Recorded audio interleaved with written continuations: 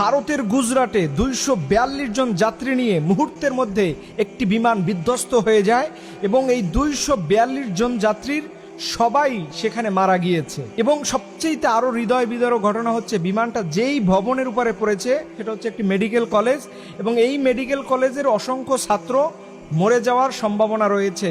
আমরা আমাদের মহান আল্লাহর কাছে দোয়া করি, হে রব, আপনি আপনার গায়েবী মদত দ্বারা এই বিমান দুর্ঘটনায় যে মানুষগুলো মারা গিয়েছে এর প্রত্যেকটা ফ্যামিলিকে আল্লাহ আপনি ধৈর্য ধারণ করার তৌফিক দান করুক। দেখেন, এই আলোচনাটা করার পিছনে আপনাদের জন্য দুইটা গুরুত্বপূর্ণ শিক্ষা নিয়ে এসেছি। এক নাম্বার শিক্ষা হলো, আপনি যখন বিমানে উঠবেন, ইসলাম কতটা সুন্দর এবং কতটা নিরাপত্তা দেয়।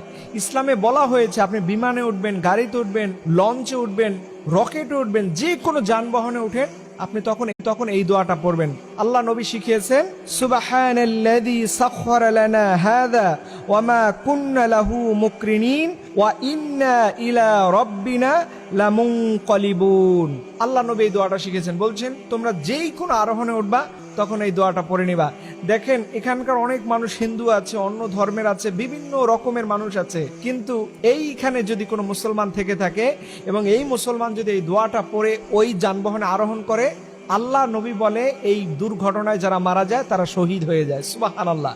দ্বিতীয় নাম্বার শিক্ষাটা এই আলোচনার মধ্যে আছে, সেটি হচ্ছে আপনার মরণ যে কোথায় হবে এটা আল্লাহ তাআলা বলে দিয়েছেন। আল্লাহ বলছেন, কুল ইন্নাল মাউতাল্লাযী তাফিররুনা মিনহু ফাইন্নাহু মুলাকিকুম।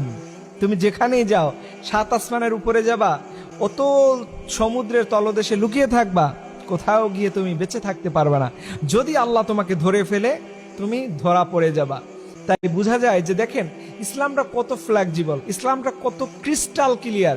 কেউ কি কখনো চিন্তা করছিল যে এই মানুষগুলো বিমানে ওঠার পরে তার জীবন যাবে? কেউ কিন্তু